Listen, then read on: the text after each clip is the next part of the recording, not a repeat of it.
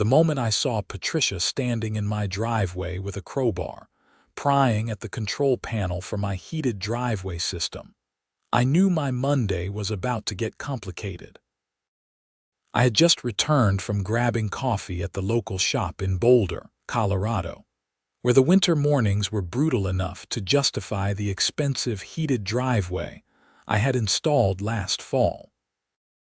The snow was coming down hard that December morning, and I had been looking forward to pulling into my nice, clear driveway. Instead, I found the HOA president actively committing what I was pretty sure counted as vandalism. "Patricia, what the hell are you doing?" I called out, stepping out of my truck. She didn't even flinch. Patricia Henderson was in her mid-50s, with that distinctive haircut that screamed, "I want to speak to your manager," and a permanent expression like she had just smelled something offensive. She had been the HOA president of our subdivision, Meadowbrook Estates, for the past 3 years, and in that time, she had made it her personal mission to make everyone's lives miserable with her endless rules and regulations. "Samuel Vance," she said, turning to face me with that condescending tone she always used, "I'm confiscating this control system. It's not in compliance with HOA regulations." I stood there, coffee in hand, watching steam rise from the cup into the freezing air.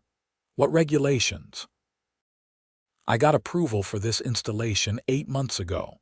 The rules have changed," she said, continuing to work on the panel. "We had a vote at the last meeting. The meeting I wasn't notified about, we sent an email." She waved her hand dismissively. "Patricia, that's my property. You can't just take it." She finally got the panel open and started disconnecting wires. "Actually, according to the HOA bylaws, Section 12, Subsection 4, the association has the right to remove any modifications that violate community standards." I pulled out my phone. "I'm calling the police." "Go ahead," she said. "I have the authority here." I did call the police, but by the time Officer Davis arrived 20 minutes later, Patricia had already removed the main control unit and loaded it into the back of her white Escalade. The officer took statements from both of us, looking increasingly uncomfortable with the whole situation. "Mr. Vance, this is really a civil matter," Officer Davis said. "HOA disputes generally need to be handled through the courts or your association's internal process." "She stole my property," I said. "How is that civil?" Patricia held up a folder. "I have documentation showing that the HOA has the authority to remove non-compliant modifications. This is all legal." Officer Davis sighed. "I'd recommend you contact a lawyer, Mr. Vance. There's not much I can do here without clearer evidence of theft." After the officer left, I stood in my driveway, watching snow accumulate where my heating system should have been keeping things clear. Patricia drove off with my control unit, looking supremely satisfied with herself. I had no idea then that she had just made the biggest mistake of her HOA presidency. I spent the rest of that day fuming and making phone calls. First, I called my lawyer, David Chen, who specialized in property law. Then I called the company that had installed my heated driveway system, Rocky Mountain Heating Solutions. That second call was when things got interesting. "Mr. Vance," said the owner, Mike, when I explained what happened, "did she take the main control unit, the one mounted on your garage wall?" "Yeah, the whole thing, pried it right off and took it with her." There was a long pause. "That's bad news for her." "What do you mean?" "Remember when we did the installation? Your property is on the edge of the development, right? The original builder did something clever with the utility setup to save costs. Your heated driveway system is tied into the same power management system that controls several houses, including the ones on Maple Court." I tried to remember the details from the installation. "You're saying what exactly?" The control unit she took doesn't just manage your driveway. It's the master controller for the entire electrical subgrid. It manages power distribution, backup systems, and safety cutoffs for your house and 3 others. If she's disconnected it, those houses are running on basic grid power without any of the management systems. Which houses? Yours, obviously. Then 2847 Maple Court, 2849 Maple Court, and 2851 Maple Court. 2851, I said. That's Patricia's house. Well then, Mike said, and I could hear the amusement in his voice. She's going to have a very interesting evening. Mike explained that the system would probably hold up for a while on standard grid power, but without the management system, there was no surge protection, no load balancing, and no backup coordination. In a winter storm, with everyone running heaters and the grid under stress, it was only a matter of time before something went wrong. Should I warn her? I asked. That's up to you, Mike said. But legally speaking, she stole critical infrastructure equipment.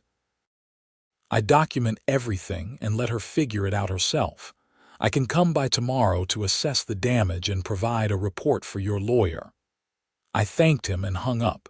Then I did something perhaps petty but deeply satisfying. I made popcorn, settled into my living room, and waited. My house was fine because I had already called Mike and arranged for him to come over that evening to install a temporary bypass. He arrived around 6, worked for an hour, and got my systems running independently. My heated driveway hummed back to life, melting the accumulated snow. The others aren't going to be so lucky, Mike said as he packed up his tools. Especially without that control unit to manage the load. I'd give it until the temperature really drops tonight. How cold are we talking? He checked his phone. Weather service says it's going to hit 5 below zero around midnight. Everyone's going to crank their heat. Without load balancing, the draw is going to be significant. Thanks for coming out on short notice, I said, paying him for the emergency service call. No problem. Make sure your lawyer gets my report. What she did was incredibly dangerous and illegal. That equipment is part of the building's critical infrastructure. After Mike left, I did my due diligence. I sent an email to Patricia, documenting what had happened and warning her that she had removed critical infrastructure equipment that managed power distribution for multiple houses, including her own. I sent copies to the other HOA board members and kept a record of everything. Her response came 30 minutes later. Stop harassing me with your lies. The control unit I removed only affects your driveway. Your attempts to intimidate me will not work. Expect a fine for your continued violations. I forwarded her response to my lawyer with a note. I tried. The temperature dropped fast after sunset. By 9 o'clock, it was already below zero. By 10, the wind had picked up, creating a blizzard that howled around the houses. I was cozy inside, watching a movie when my phone rang. It was my neighbor, Tom, who lived 2 houses down from Patricia. Sam, are you having power problems? No, everything's fine here. Why? Patricia's house just went dark, and I think the Martinez place next to her did too. I tried calling her, but she's not answering. Maybe she's asleep. Dude, it's 10 o'clock and her power is out in a blizzard. I'm going to check on her. Be careful, I said. 20 minutes later, Tom called back. She's not there. Her car's gone, but the house is definitely without power. The pipes are going to freeze if this keeps up. Where would she go? No idea. I called her cell and it went to voicemail. I'm going to try the other HOA board members. I hung up and sat back. Part of me felt guilty. Part of me remembered her dismissive attitude that morning, the way she had ignored my warnings, her smug response to my email. I decided to wait. The rest of the story unfolded through text messages and phone calls over the next hour. The Martinez family at 2849 Maple Court had also lost power.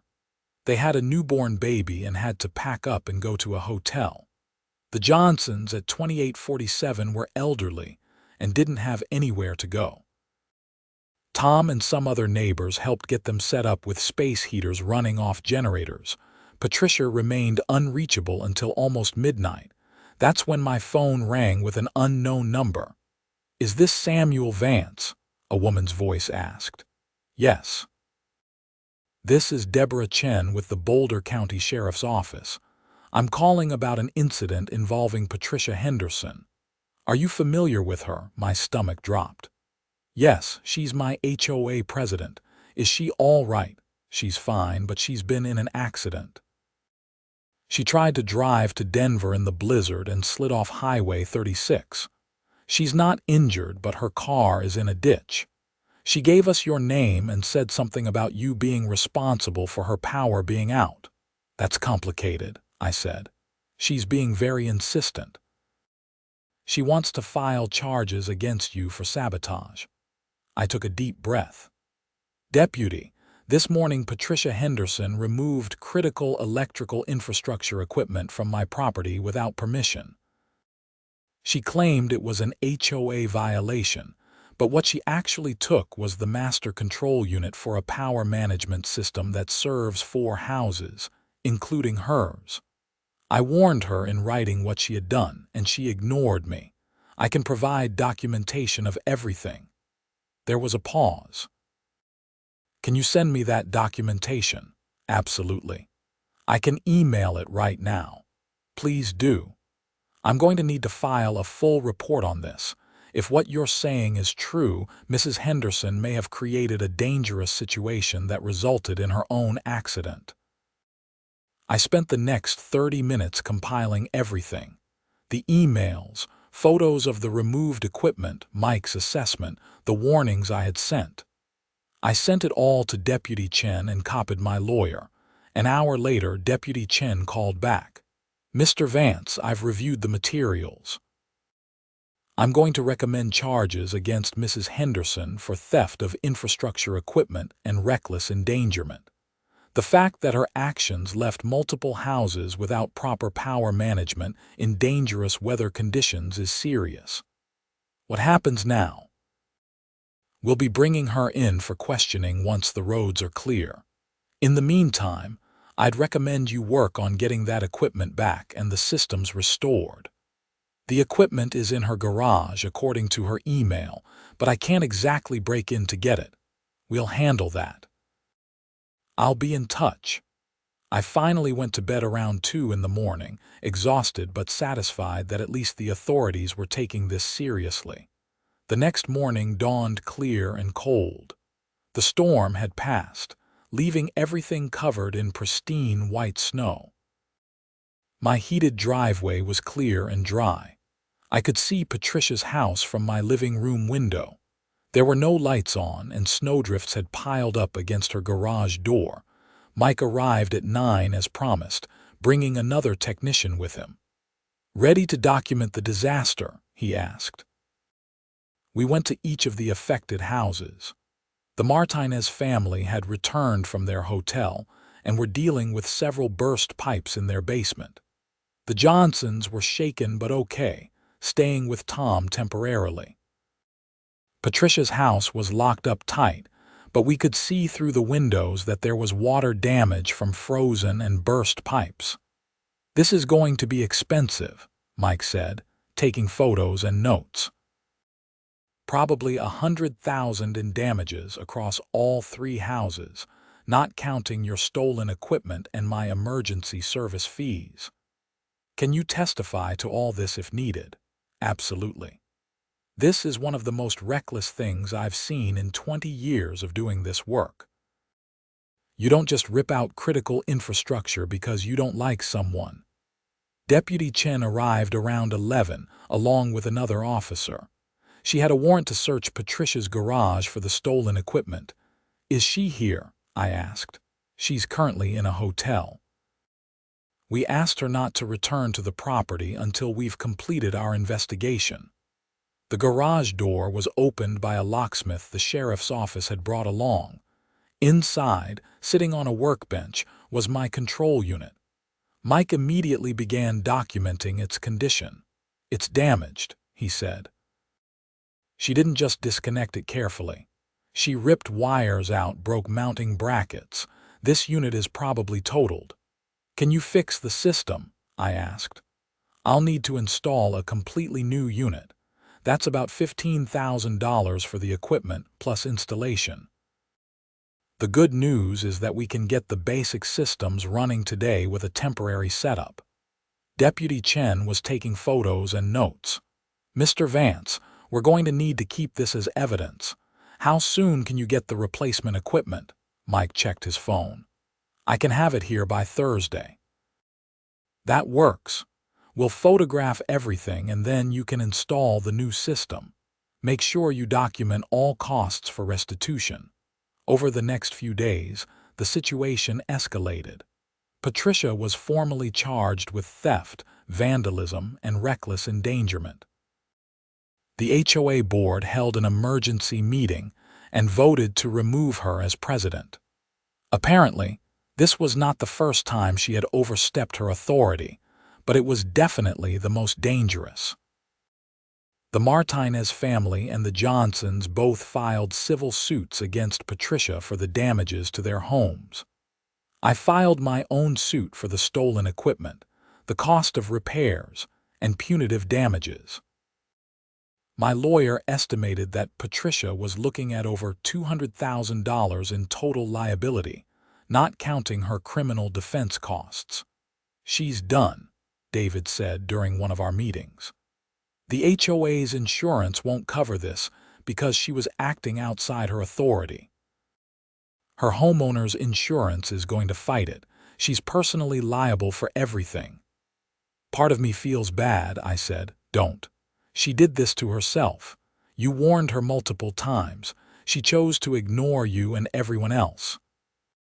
The preliminary hearing for the criminal charges was scheduled for mid-January.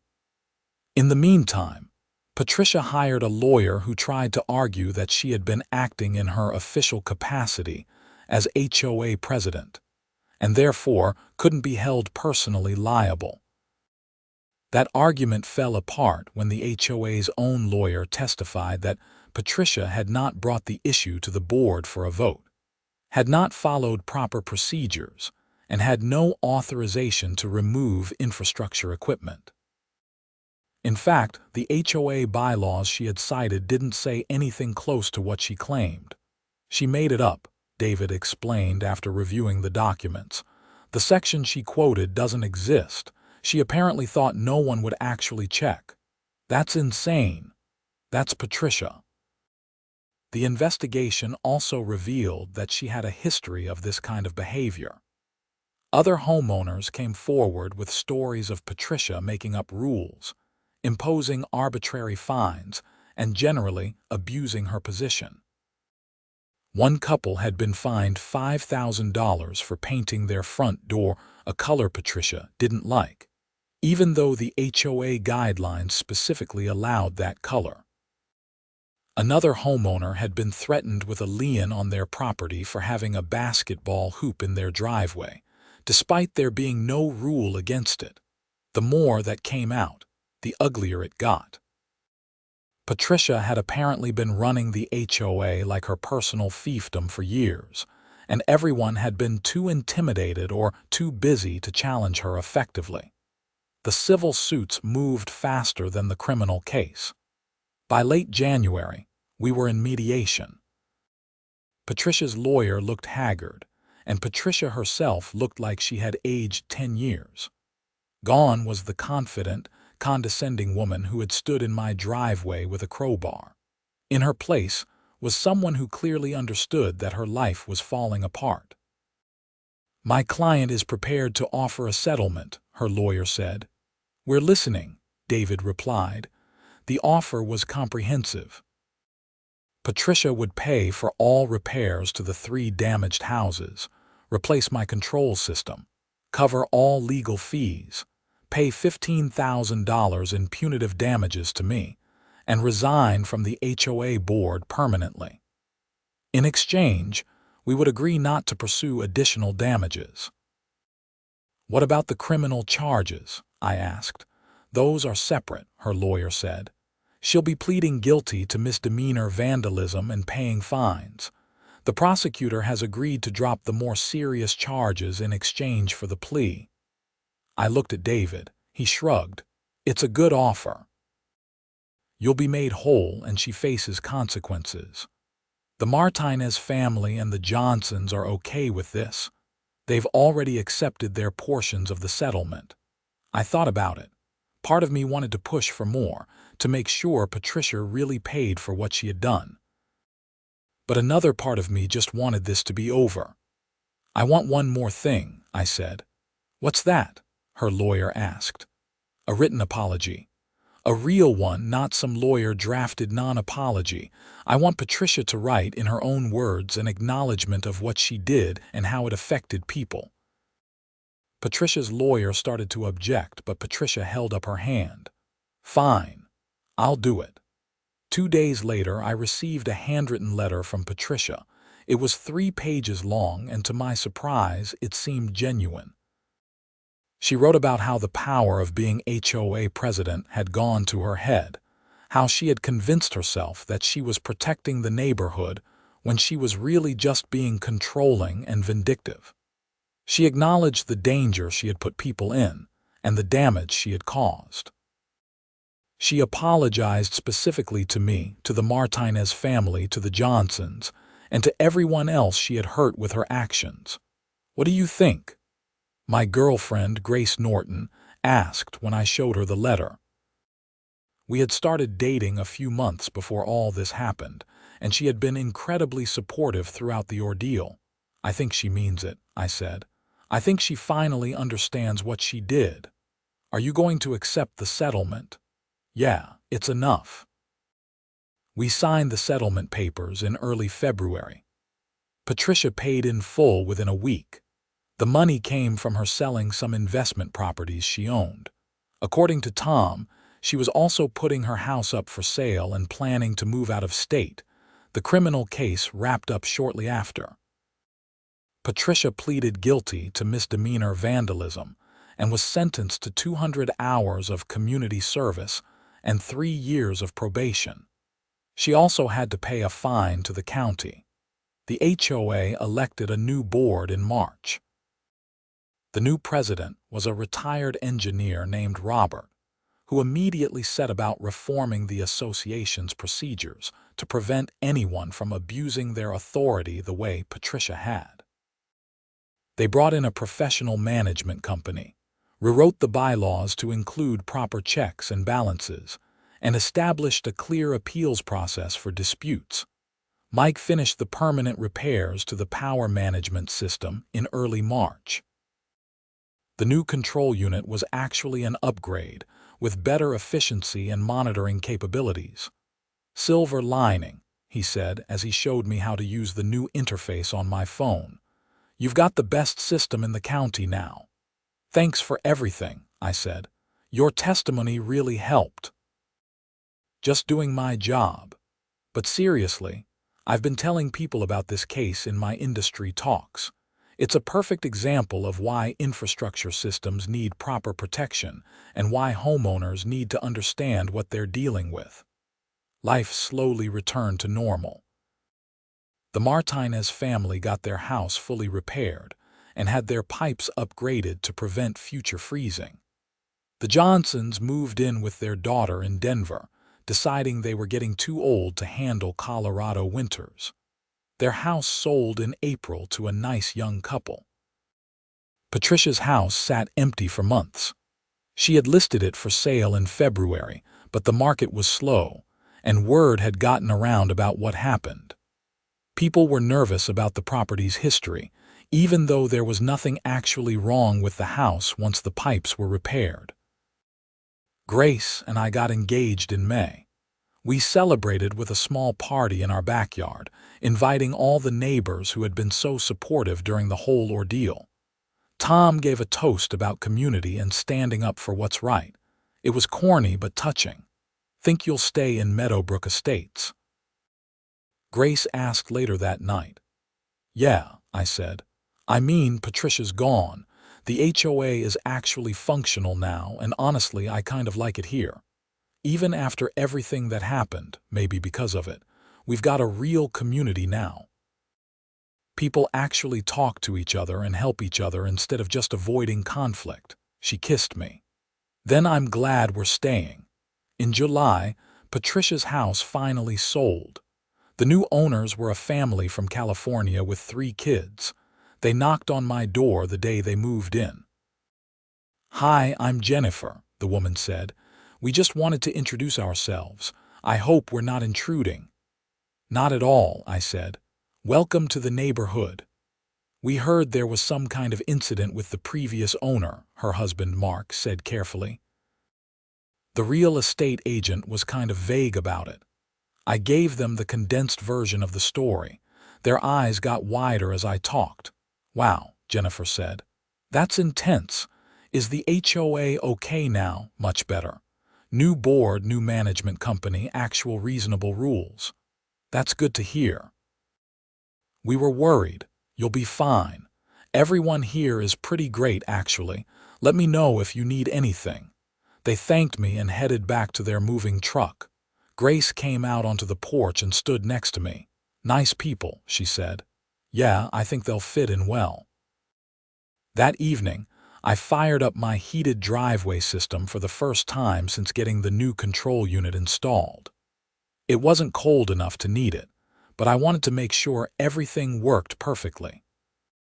The system hummed to life, and I watched the diagnostic readout on my phone showing everything running smoothly. Grace laughed. "You're like a kid with a new toy. This thing caused me so much trouble. I'm allowed to be excited that it's working properly." "Fair enough." We stood on the porch, watching the sunset over the mountains.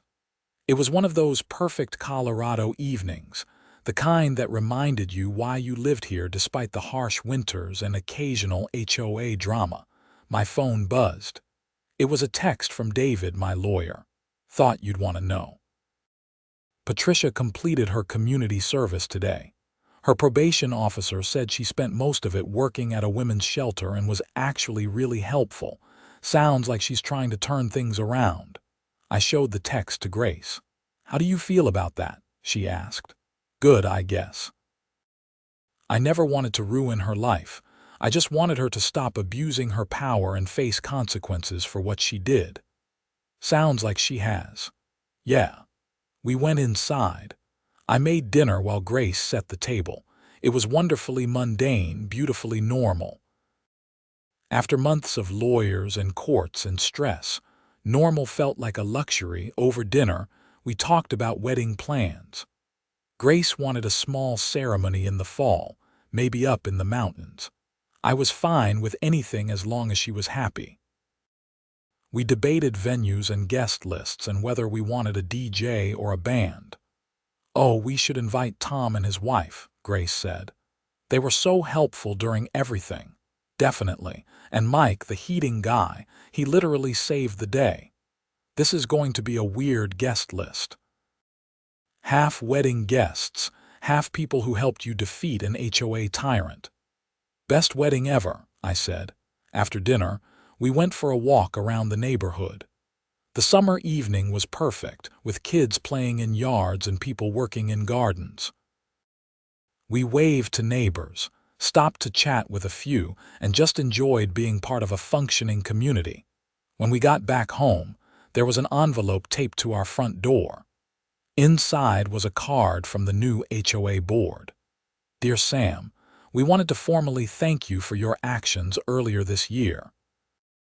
While the situation was unfortunate, your willingness to stand up and document everything properly helped us identify serious problems in our association's governance. The reforms we've implemented as a result have made Meadowbrook Estates a better place to live. Thank you for your courage and integrity. Sincerely, the HOA board." "Frame that," Grace said.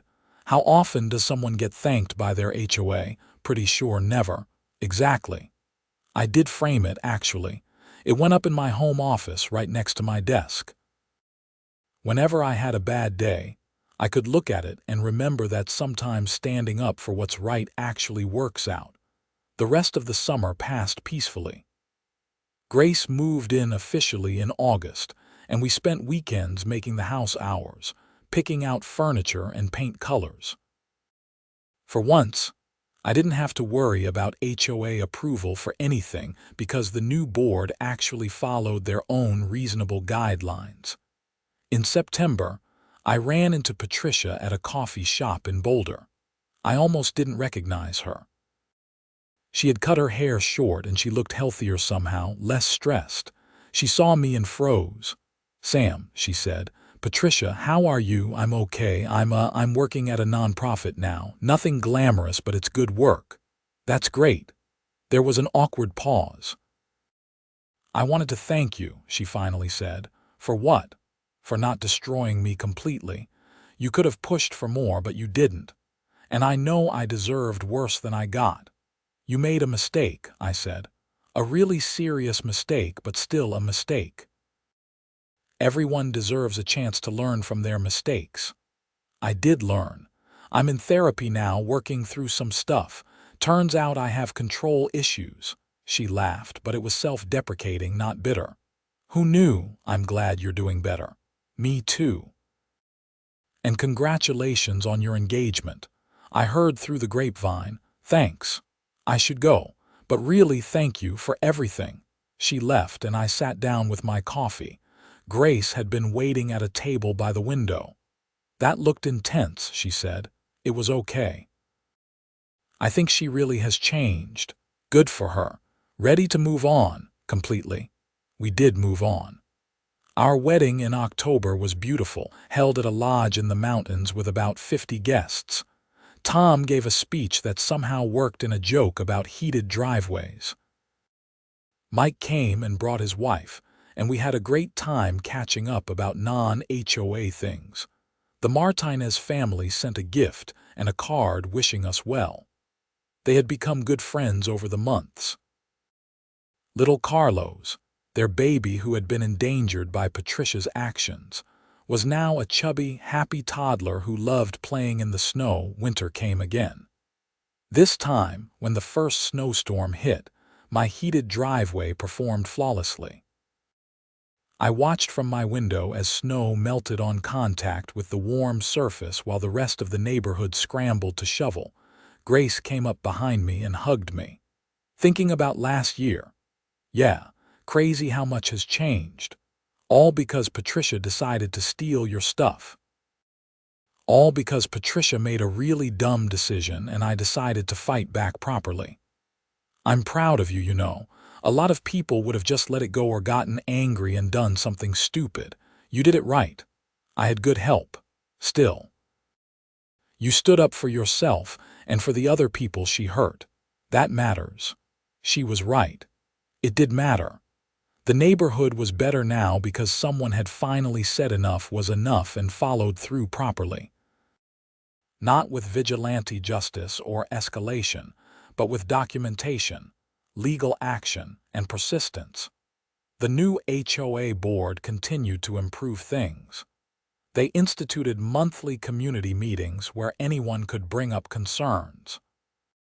They created committees for architectural review, finances, and social events, distributing power so no one person could dominate. They brought in professional mediators for disputes before they escalated. By the end of our first year of marriage, Meadowbrook Estates had transformed. Property values were up because people actually wanted to live in a community with a functional, fair HOA. The annual meeting in December had the highest attendance in years, and for once, it was because people were interested, not afraid. I was asked to join the Architectural Review Committee, which was ironic given how everything started. I accepted, figuring I could help make sure no one else ever had to deal with what I went through. During my first committee meeting, someone proposed new guidelines for driveway modifications. I helped write language that was clear, fair, and actually made sense. It felt good to contribute positively instead of just fighting against dysfunction. Grace got pregnant in January, and we spent the next few months preparing for our first child. We painted the nursery, assembled furniture, and argued about names. Normal, happy couple stuff. Our daughter, Emily, was born in September, 2 years after the incident with Patricia. Tom and his wife brought over meals. The Martinez family gave us hand-me-down baby clothes. Mike sent a gift card with a note that said, "For heating bills when you're too tired to remember to adjust the thermostat." Patricia sent a card too, to my surprise. It was a simple congratulations with a note that said, "Wishing you and your family all the best. Thank you again for giving me the chance to become a better person." I showed it to Grace. "That's nice of her," she said, holding Emily. "People really can change." "Sometimes," I agreed. Life settled into a new rhythm. Work, family, community involvement. The HOA continued functioning well under Robert's leadership. Property maintenance stayed current, community events brought people together, and disputes were handled fairly and transparently. 3 years after everything happened, I was at a regional HOA conference for committee members. I had been asked to speak on a panel about conflict resolution. While preparing my remarks, I realized how much I had learned from the whole experience. I learned that documentation matters more than anger, that following proper procedures protects everyone, that standing up for yourself doesn't mean being vindictive, that communities work better when governance is transparent and fair, that even people who make terrible mistakes can learn and grow if given the chance. During the Q&A session after my panel, someone asked how I had kept calm during everything. I didn't always, I admitted. There were times I wanted to do something stupid out of anger, but I had good people around me who kept me focused on doing things right. And honestly, knowing I was in the right helped. I didn't have to get aggressive or escalate because I had the facts on my side. Another person asked if I regretted how things turned out for Patricia. "No," I said. She faced consequences for her actions, but she also got the chance to move forward. That's fair. I didn't want revenge. I wanted justice and for the situation to be fixed. That's what happened. After the conference, several people came up to thank me for sharing the story. A few had similar situations in their communities and felt inspired to handle them properly instead of just giving up or escalating. Driving home that evening, I thought about how one moment, one decision by Patricia to steal my control unit, had led to so much change. Not just for her, but for our entire community. For me. For everyone involved, if she had followed proper procedures, brought her concerns to the board, worked within the system, none of it would have happened. But she had let power go to her head, made assumptions, ignored warnings, and created a dangerous situation. And yet, in the end, good came from it. Our HOA was reformed. People learned to stand up for themselves properly. Patricia learned humility and found a better path. The Martinez family got properly repaired pipes.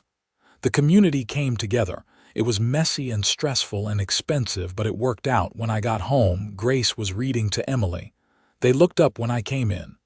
"How was the conference?" Grace asked. "Good, helpful." Made me realize how far we've come. We have come far. I sat down next to them. Emily immediately climbed into my lap and I held her, feeling the weight of her small body and the enormity of what we had built. A life, a family, a home in a community that actually functioned the way it should. My phone buzzed. It was a message from Robert, the HOA president. "Just got the annual audit back. The association is in the best financial and operational shape it's been in 15 years. Thanks for all your work on the committees." I showed the message to Grace. "You should be proud," she said. I am, but it's not just me. It's everyone who decided to make things better instead of just accepting dysfunction. Still, you started it. You stood up when it mattered. She was right. When Patricia had stood in my driveway with that crowbar, I could have done nothing. Let her take the control unit, accepted her authority, back down. A lot of people would have, but I didn't. I documented everything, followed proper procedures, stood my ground, and saw it through. Not perfectly, not without stress or doubt, but properly, and that made all the difference. Emily fell asleep in my lap. Grace went to put her to bed while I sat there, looking out at the neighborhood I had fought for and helped improve. The street lights were coming on, and I could see the warm glow of lights in houses up and down the street. Families living their lives in peace because someone had finally said enough was enough. My heated driveway system hummed softly in the background, working perfectly after all this time. Every winter, when the snow came, it did its job without drama or incident. A constant reminder that sometimes the things we fight for really do work out in the end.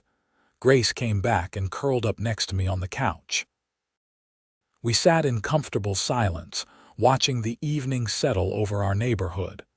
Tomorrow would bring new challenges, new projects, new adventures. But tonight, we had peace. And I had learned the most important lesson of all. That's standing up for yourself and others, doing things right even when it's hard, and giving people chances to learn from their mistakes is how you build something that lasts. Not through force or anger or shortcuts, but through integrity, persistence, and faith that the system can work if you work it properly. Patricia had taught me that, ironically enough. Her actions and the consequences that followed had shown me that justice isn't about revenge or destruction. It's about accountability, correction, and moving forward better than before. I never saw Patricia again after that coffee shop encounter.